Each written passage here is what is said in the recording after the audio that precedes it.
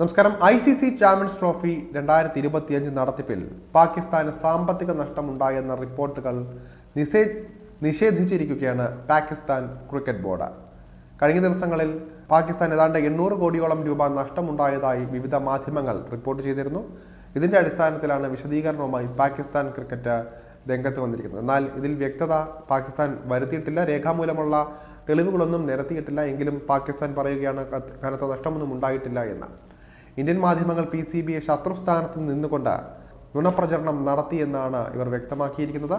വാർത്താ സമ്മേളനത്തിൽ PCB വക്താവ് ആമിർ മിറും ചീഫ് ഫിനാൻഷ്യൽ ഓഫീസറായ ജാവേദ് മുർതാസയുമാണ് അവകാശവാദവുമായി രംഗത്തെത്തിയിരിക്കുന്നത്.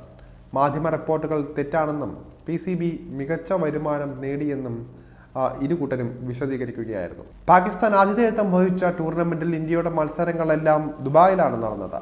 ഇന്ത്യൻ ടീമിനെ പാകിസ്ഥാനിലേക്ക് അയക്കാൻ കേന്ദ്ര സർക്കാർ വിസമ്മതിച്ചതിനെ തുടർന്നാണ് ICC ഹൈബ്രിഡ് മോഡൽ നടപ്പിലാക്കിയത്. ടൂർണമെന്റിൽ ഇന്ത്യ കിരീടം ചൂടിയപ്പോൾ പാകിസ്ഥാൻ ഒരു ജയവും നേടാതെ ഗ്രൂപ്പ് ഘട്ടത്തിൽ തന്നെ പുറത്താവുകയായിരുന്നു. ഗ്രൂപ്പ് ഘട്ടത്തിൽ ഇന്ത്യയോട് ദയനീയമായി പരാജയപ്പെടുകയും ചെയ്തിരുന്നു. ഇന്ത്യ മുന്നേറിയതോടെ ഫൈനൽ മത്സരങ്ങളും പാകിസ്ഥാനിൽ നിന്ന് ദുബായിലേക്ക് മാറ്റേണ്ടി വന്നു.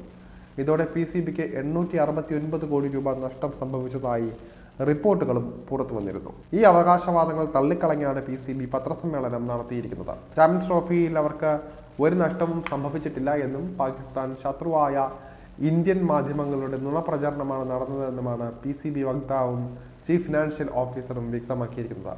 PCBക്ക് 3 ബില്യൺ പാകിസ്ഥാൻ രൂപയുടെ വരുമാനമുണ്ടായെന്നും അവർ അവകാശപ്പെടുകയാണ്. അവർ പറഞ്ഞ വാക്കുകൾ ഇങ്ങനെയാണ്: പത്രസമ്മേളനത്തിലെ പ്രധാന ലക്ഷ്യം ചാമ്പ്യൻസ് ട്രോഫിയുമായി ബന്ധപ്പെട്ട് ഇന്ത്യൻ മാധ്യമങ്ങൾ നടത്തുന്ന പ്രചരണം തുറന്നു കാട്ടുക എന്നതാണ്. ഈ ടൂർണമെന്റ് കാരണം പാകിസ്ഥാൻ ക്രിക്കറ്റ് ബോർഡിന് കനത്ത നഷ്ടം സംഭവിച്ചുവെന്ന് പറയപ്പെടുന്നു. പാകിസ്ഥാനെ ശത്രുവായി കാണുന്ന ഇന്ത്യൻ മാധ്യമങ്ങൾ പതിവ് പോലെ നടത്തിയ നുണപ്രചരണമായിട്ടാണ് ഇതിനെ കാണേണ്ടത്. ഈ വാർത്ത തങ്ങൾ നിഷേധിക്കുകയാണ്. ഇന്ത്യൻ മാധ്യമങ്ങൾ എന്ത് പ്രചരിപ്പിച്ചാലും ഇന്ത്യൻ മാധ്യമങ്ങൾ എന്ത് പ്രചരിപ്പിച്ചാലും പാക് മാധ്യമങ്ങളിലും വാർത്തയായത് ഖേദകരമാണത്. പക്ഷേ വസ്തുതകൾ ഇതിന് നേർ വിപരീതമാണെന്നും ആമിർ മിർ പറയുകയായിരുന്നു. ICC ആണ് ടൂർണമെന്റിന്റെ എല്ലാ ചെലവുകളും വഹിച്ചത്. PCBക്ക് ഗേറ്റ് മണിയിലൂടെയും ടിക്കറ്റ് വിൽപ്പനയിലൂടെയും വരുമാനമുണ്ടായി. ഓഡിറ്റിന് ശേഷം 3 മില്യൺ പാകിസ്ഥാൻ രൂപ ICCയിൽ നിന്ന് അധികമായി പ്രതീക്ഷിക്കുന്നുണ്ടെന്നും ആമിർ മിർ വിശദീകരിക്കുകയായിരുന്നു. ചാമ്പ്യൻസ് ട്രോഫിയിൽ ഹൈബ്രിഡ് മോഡൽ അംഗീകരിക്കുന്നതിന് 2027 വരെ ഇന്ത്യയിൽ നടക്കുന്ന ടൂർണമെന്റുകളിൽ പാകിസ്ഥാനും പങ്കെടുക്കില്ല എന്ന ICCയുടെ മധ്യസ്ഥതയിൽ ധാരണയുണ്ടാക്കിയിരുന്നു. ഇത് പ്രകാരം ഇരു രാജ്യങ്ങളും പരസ്പര സന്ദർശനം നടത്താതെ നിഷ്പക്ഷ വേദികളിൽ കളിക്കും. 2026 T20 ലോകകപ്പിൽ ഇന്ത്യ പാക് മത്സരം ശ്രീലങ്കയിലെ കൊളംബോയിലാണ് നടക്കാൻ പോകുന്നത്. ചാമ്പ്യൻസ് ട്രോഫിയിൽ ഇന്ത്യൻ ടീമിനെ പാകിസ്ഥാനിലേക്ക് അയക്കാത്തതിലൂടെ PCBക്ക് എന്തെങ്കിലും സാമ്പത്തിക നഷ്ടം വരുത്താൻ BCCIക്ക് കഴിഞ്ഞെങ്കിൽ തിരിച്ചും അത് സാധ്യമാണെന്നും ആമിർ മിർ ഓർമ്മിപ്പിക്കുകയാണ്.